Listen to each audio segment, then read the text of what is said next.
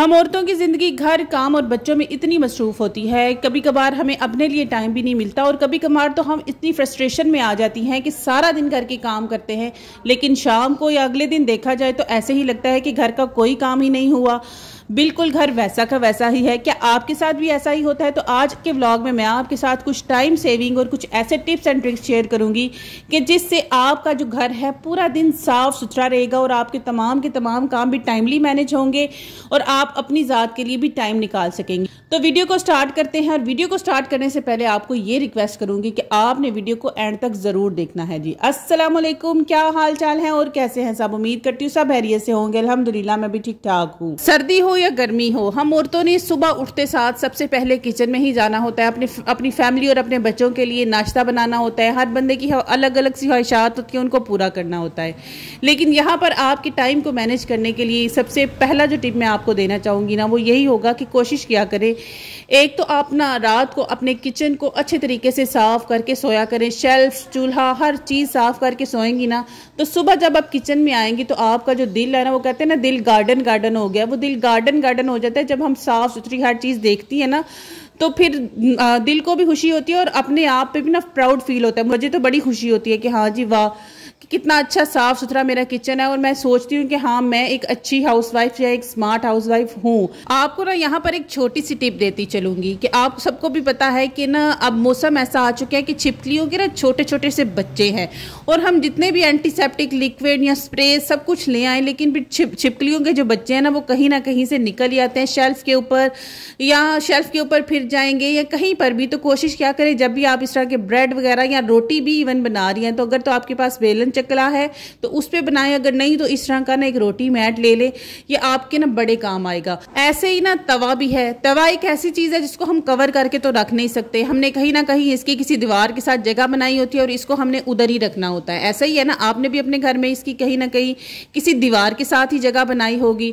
तो दीवार पे ना मैंने खुद अपने घर में ऐसा देखा है कि एक दफा ना मेरे तवे की जो हैंडल होता है ना उसके साथ ना छिपकली उसके साथ से होके गुजरी है। तो मुझे ना तब से बड़ा वहम हो चुका है।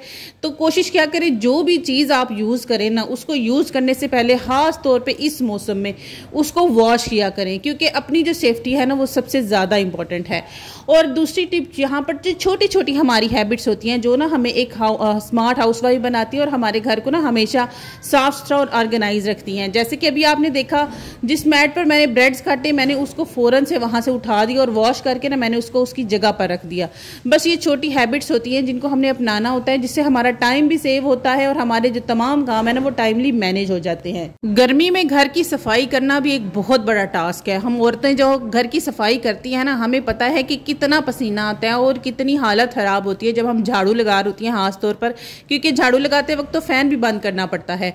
तो यहाँ पर मैं आपको ये टिप दूंगी कि अगर आपको ये काम रात को कर लेंगी ना तो वो सबसे बेस्ट होगा, क्योंकि रात के टाइम पे वैसे भी जो है वो रूम्स एक ही दफा सारे गंदे हो चुके हुए होते हैं। अगर आप लोग रूम्स में नहीं सोते, अगर आप लोगों के रूम्स में एसी नहीं है तो फिर तो आप ये काम रात को कर लिया करें तो वो ज्यादा बेस्ट होगा। दूसरी टिप जो आपको देने वाली हूँ ना वो बहुत ही ज्यादा इंपॉर्टेंट है, या यूं कह सकती हूँ कि इसको ना आपने अपने पल्ले के साथ बांध लेना है। कोशिश करें कि आप रात को टाइम से सोएं और सुबह टाइम पर उठें। जितनी आपकी अच्छी नींद पूरी होगी ना उतना ही आप खुद को फ्रेश फील करेंगी, स्ट्रेस फ्री फील करेंगी।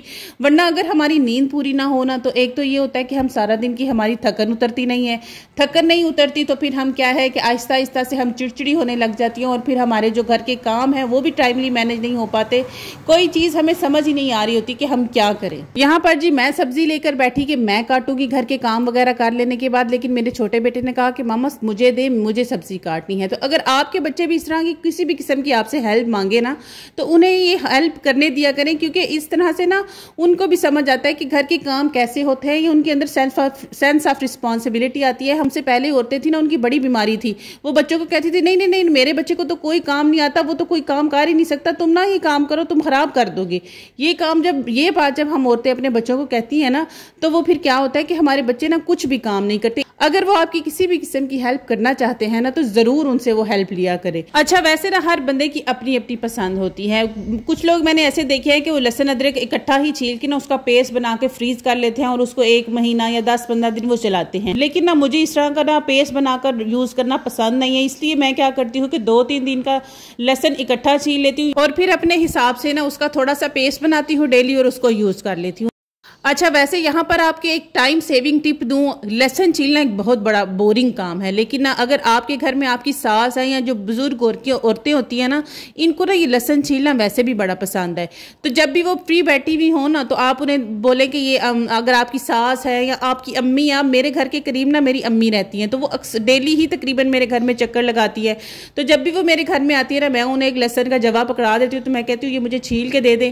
इस तरह से मेरा जो टाइम है ना वो भी बच जाता है। और कुकिंग करते वक्त ना मुझे लगता है सबसे ज़्यादा जो टाइम है ना वो हमारा चॉपिंग में ही लगता है, सब्जियां काटने में, लहसुन वगैरह अदरक छीलने में ही ज़्यादा टाइम लगता है। बाकी तो बस हमने 5-10 मिनट में खाना बना लेना होता है। अपने घर को टाइमली मैनेज करने के लिए ना सबसे बड़ी जो टिप है वो ये है कि आपने अपना मेन्यू जो है वो 1 दिन पहले ही डिसाइड करके रखना है। या तो आप वीकली मील प्लानिंग कर लें, वो सबसे बेस्ट होता है कि जो वीकली मील प्लानिंग है ना, इससे आपको पता होता है कि आपने वीक के कौन से दिन में क्या चीज़ बनानी है।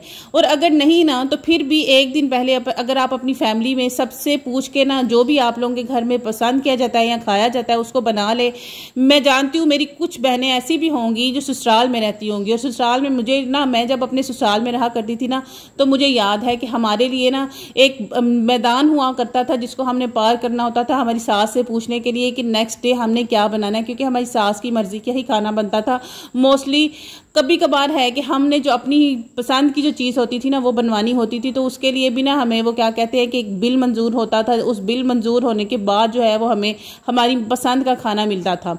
तो अगर आप लोग भी ऐसे ससुराल में रहती हैं और मेरी तरह का ससुराल अगर आपने भी देखा है ना, तो कोशिश यही क्या करें कि जो भी आपने पकाना है सास से या ससुर से या किसी से भी पूछ ले कि भाई जो काम हमें, जो हांडी हमें सुबह बनानी है जी, हमें वो बता दें ताकि हम सुबह बना लें।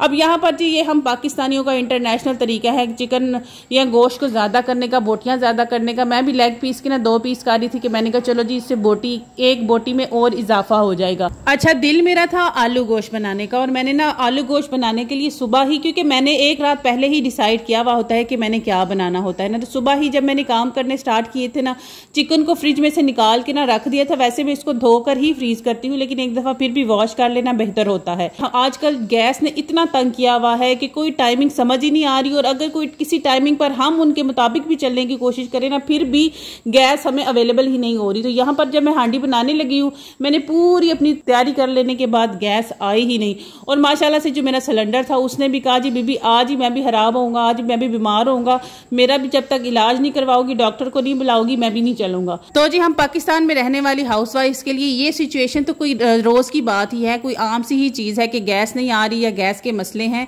तो इस तरह की हालात में ना आपने क्या करना होता है कि आपने ना पॉजिटिव रहना होता है, खुद को ना जितना हो सके काम रखें, पॉजिटिव रखें, अपने सर के ऊपर ये सवार ना कर ले कि अब मैंने खाना बनाना है, मैं क्या करूं, गैस नहीं आ रही, गैस नहीं आ रही। एक बेवा औरत हो ना तो अपनी लाइफ में बड़े सारे धक्के खाए हैं, और सारे धक्कों को खाने के बाद एक ही नतीजे पर पहुंची हूं कि कोई भी सिचुएशन हो, ये जैसे कि गैस चली जाना कोई बहुत बड़ा मसला नहीं है, लेकिन फिर भी एक सिचुएशन है, एक परेशानी तो है ना कि खाना बनाना है। तो अगर इस तरह की सिचुएशंस भी हों या कोई भी मसला हो तो आपने ना पैनिक नहीं होना, उसको पैनिक होने की बजाय अपनी चीज़ों के लिए ना सोल्यूशन ढूंढा करें कि इसको मैं किस ऑल्टर तरीके से यूज़ कर सकती हूँ या किस ऑल्टर तरीके से मैं अपनी जो परेशानी है उसको हल कर सकती हूँ। अच्छा, अगर आप इस तरीके से चिकन बनाएंगे ना जिस तरीके से मैं बना रही हूँ, आप यकीन करें आपका चिकन कुछ भी आप बनाएंगी बहुत ही ज़्यादा मज़े का बनेगा। मैंने बहुत से लोग देखे हैं वो क्या करते हैं, प्याज टमाटर हर चीज़ को ग्राइंड करते हैं और उसको फिर उसका भूनते हैं, और उस तरह जो मसाला है ना वो आपका कभी भी अच्छा नहीं बनेगा, और आपका जो चिकन है ना उसमें ना तो कभी नमक मिर्च कोई भी चीज़ उसके अंदर एब्जॉर्ब नहीं होगी और वो बहुत ही गंदा बनेगा। यहाँ पर जी अब मैंने सिलेंडर का डॉक्टर बुला लिया था, वो डॉक्टर आया, उसने साथ में देखे टेप लगाई, टेप स्लेब लगाने के बाद जो है वो उसने जो है सिलेंडर सही हुआ तो मैंने उस पर चूल्हे पे हांडी रखी और यहाँ पर देखें गैस ये साइड पे 2-3 बर्नर में थोड़ी सी आ रही है, इसके अलावा गैस कोई नहीं आ रही थी। मैंने 1 घंटा जो हांडी है ना उसके साथ लड़ाई की। लड़ाई करने के बाद मैंने हार मान ली और फिर सिलेंडर के डॉक्टर के साथ ही उसकी हेल्प से अपने सिलेंडर को ठीक करवाया। और आज के दिन जो मेरा खाना था ना कोई खास बना नहीं, जैसे कि मैंने स्टार्ट में भी कहा कि आलू गोश्त बनाना था, लेकिन आलू गोश्त बनाते बनाते बन गया मसाला गोश्त। लेकिन अगर आप इस तरह से भून के और जब आप प्याज फ्राई कर रही होती है ना तो प्याज फ्राई करते वक्त प्याज वगैरह ब्राउन हो जाते हैं, और जब आप चिकन डालती है ना तो चिकन में जब साथ ही आप नमक डाल देंगी ना तो आप यकीन करें कि आपका खाना बहुत ही अच्छा बनेगा। चिकन हो या बीफ हो या मटन हो, उसमें अगर आप इस तरीके से बनाएंगी तो आपकी जो चिकन में नमक भी उसके अंदर तक एब्जॉर्ब होगी और बड़ा ही अच्छा टेस्ट आएगा खाने का। तो जी आज के व्लॉग के लिए इतना ही। इंशाल्लाह आपसे दोबारा मुलाकात होगी कल एक नए व्लॉग के साथ। तब तक दुआओं में याद रखिएगा। इंशाल्लाह मैं भी आपको अपनी दुआओं में याद रखूंगी। और यहाँ पर जी अब मेरा खाना भी रेडी हो चुका है। इसमें अब धनिया डालेंगे, गरम मसाला डालेंगे और हम इसको एंजॉय करेंगे। और आप हमें दुआओं में याद रखिएगा। अल्लाह हाफिज़।